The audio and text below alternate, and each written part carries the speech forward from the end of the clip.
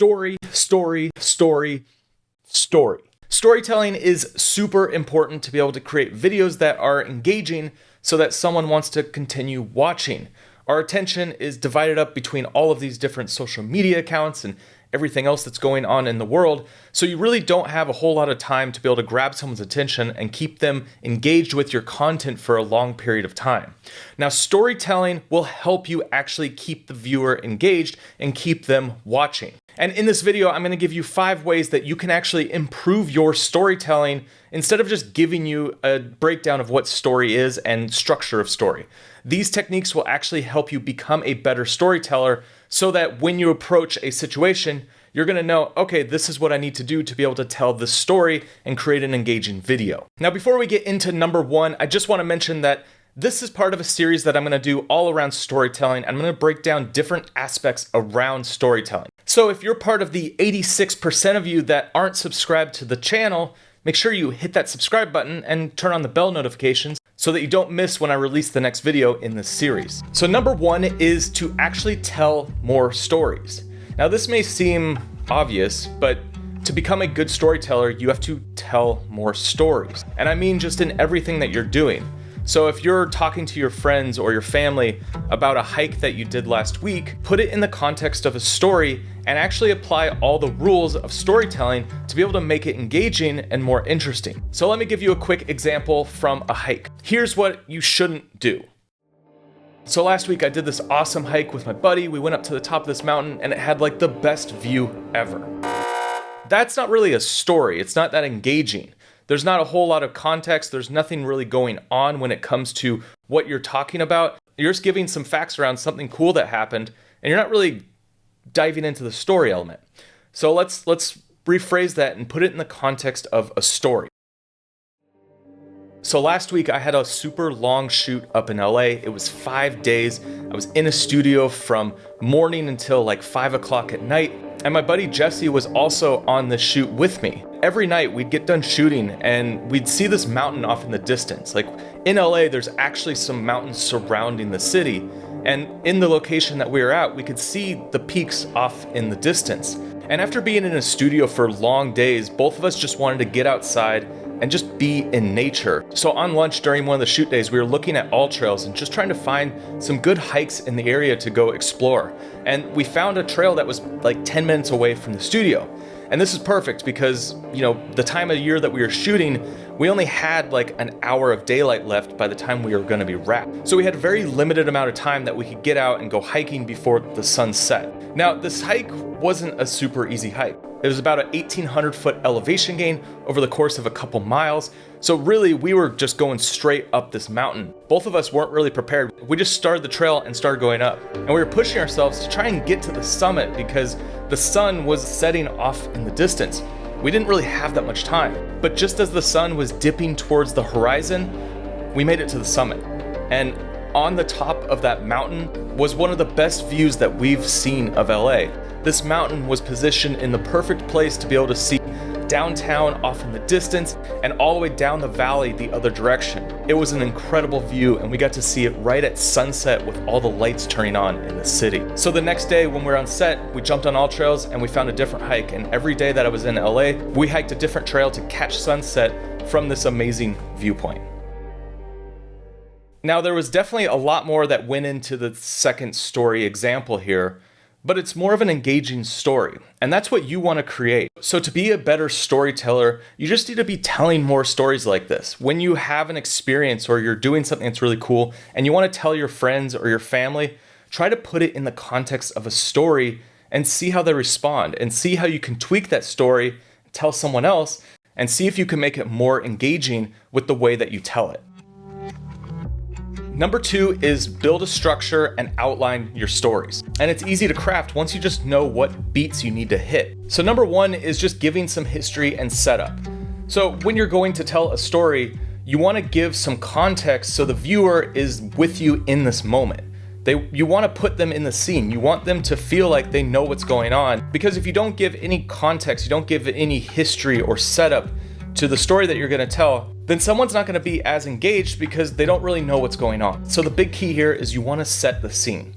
And this could be as simple as just giving a quick context of what's going on, or it could be something longer where somebody needs a history and they need to know a bunch of different bits of information to be able to follow along on the journey. Now, the second thing you need to establish is the challenge. So what's your goal and what are you up against to be able to reach that goal? That's an easy way to think about it. So with my little hiking example, we wanted to get to the summit of this mountain, but we were up against time because the sun was going to set within an hour. So time is a great way to set a challenge. If you only have so much time to do something, that is a challenge. You only have this amount of time to finish something. And you'll see this time and time again in YouTube videos. Challenges are great when it's a 24-hour challenge or a 48-hour challenge. There's so much story built into that structure because you have to try and finish what you're doing by the end of the time period, and your audience is going to want to know, well, are you going to be able to finish it in that time period? It piques the curiosity of somebody who's watching your video, and they want to see if you actually follow through or make it to your goal. Recently, I did a video where I was overlanding with my buddy on the Pony Express, and one of the things that I was up against was I only had 3 days to do this trip. And instead of just like showing you the trip, I set up this time crunch and it became a challenge that was a through line for the entire video. Every time we ran into a roadblock of some kind, it would put us back and we would get further away from our goal, which we only had so much time to achieve. The key thing here is you want to set a challenge, something that you're up against that's going to make it harder to be able to reach your goal. Now, number 3 is complications. So what are different beats that happen along your journey that push you back away from your goal?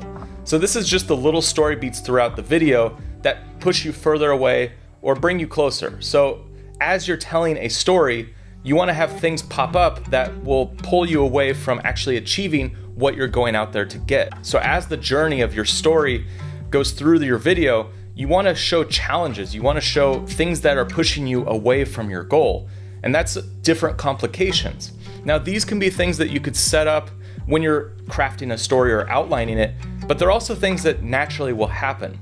And that's the beauty of vlogging or creating YouTube videos or adventure films, whatever it is that you create, is that when you actually go through the process, very rarely does everything happen as planned. And when you're telling a story, you'll start noticing that these different complications will happen, and you'll spend a little bit of time actually filming them so that they can become elements within your story. Number 4, when it comes to structure, is the payoff. Did you achieve your goal? Did you not? Or is it kind of just somewhere in the middle? You want to have a resolution to your story, and you want to know what that element is because you set that up at the beginning. So stories are very structured in that you set everything up in the beginning, you go through this journey, and then you either achieve your goal or you don't. And then the 5th part of the structure is, how did this change you?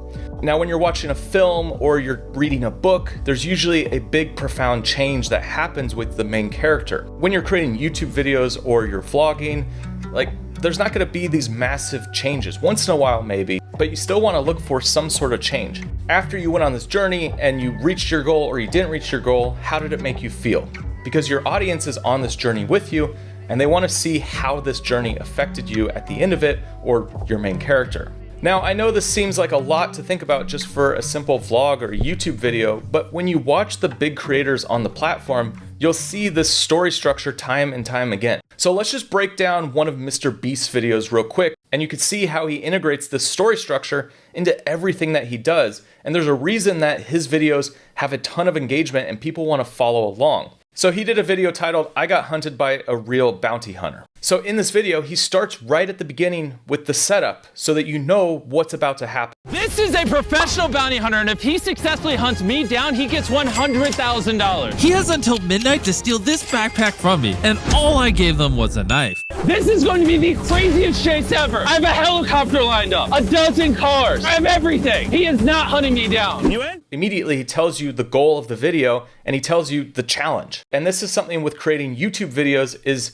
you have to make these story beats happen much faster to get someone into your story so that they actually want to be engaged. Mr. Beast is a master of this because he does it so quick. Within the first 30 seconds of a Mr. Beast video, he's going to give you all the setup, the context, and the challenge. And he does this in such a way where you're up to speed and you're ready to go on this journey with him. So right at the beginning, he gives you exactly what's going to happen in this video. There's a bounty hunter, he's chasing him, and he has all these different obstacles set up to try and escape this bounty hunter. Now, this hero's journey actually focuses more on the bounty hunter, because you want to see Mr. Beast get caught and you want this bounty hunter to win $100,000. So the complications throughout this video are the different obstacles that Mr. Beast has set up to try and trick the bounty hunter from actually capturing Mr. Beast. And there's a ton of them in this video, and you want to see whether Mr. Beast is going to escape or if this bounty hunter is going to catch him.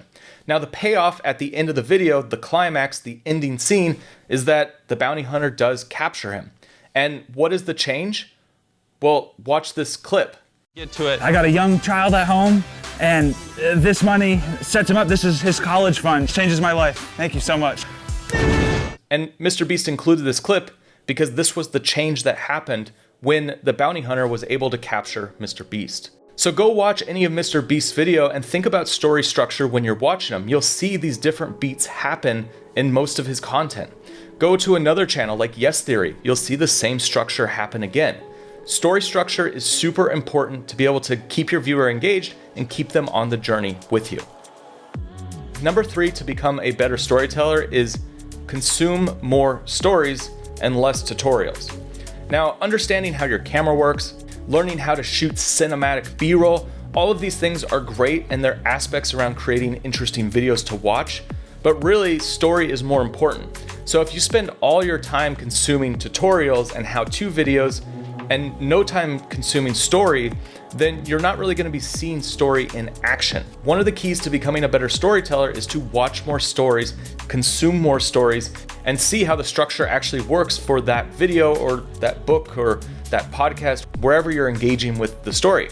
Stories can come in all forms.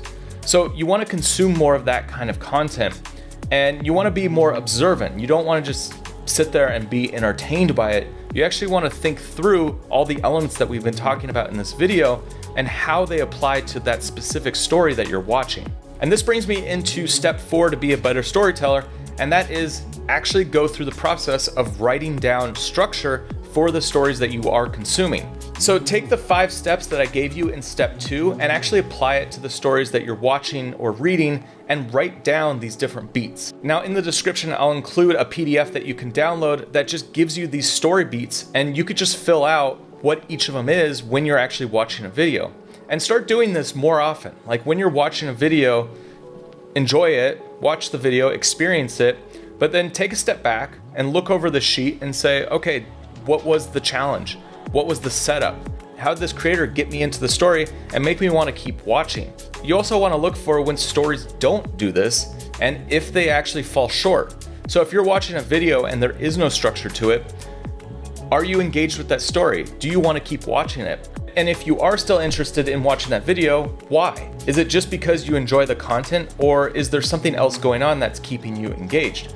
Most of the time, you'll find that the stories that keep you the most engaged and the ones that want to keep you watching longer to the end of a video are ones that have story baked into them. And the more that you could see this and the more that you can pick out these different elements, the easier it's going to be to start crafting your own stories in your videos. Now, tip 5 for being a better storyteller is actually become a visual storyteller. So if you're creating vlogs or you're creating videos here on YouTube, it's a visual medium. We're creating videos, we're not just telling stories. So you want to start applying these different elements that we've been talking about: setup, challenges, complications, resolution, and payoff. And you want to start thinking, how can I tell this using visuals? Now in vlogs, a lot of times we like to just talk to the camera, but a lot of times it's better to actually show what's happening rather than just telling. An exercise that I do is try to just tell visual stories. And yeah, you're not gonna have the same like complications and challenges and things like that that you might have with a bigger vlog. But if you're just doing quick visual stories, you wanna set up the scene, you wanna take someone on the journey, and then you wanna have some sort of payoff.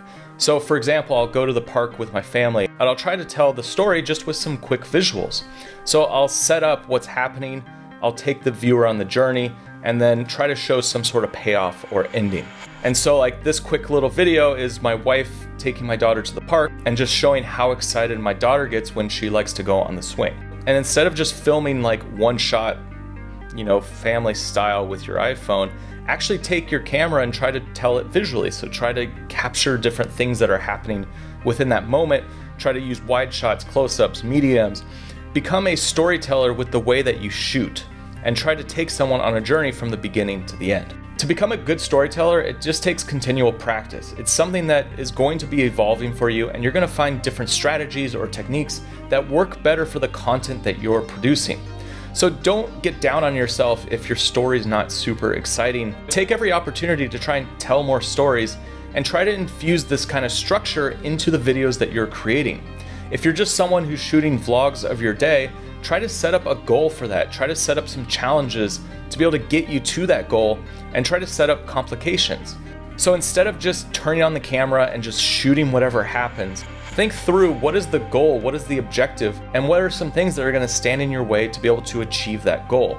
And even if it's quick and you just do some notes in your notepad, putting more emphasis in creating this structure is going to help you make better videos that are more engaging, and more people are going to want to watch them. Now next, I highly suggest you check out this video right here. It goes through storytelling structure, but also shooting, editing, and how it all comes together in an edit to tell a story while you're vlogging. All right, guys, I'll see you over there.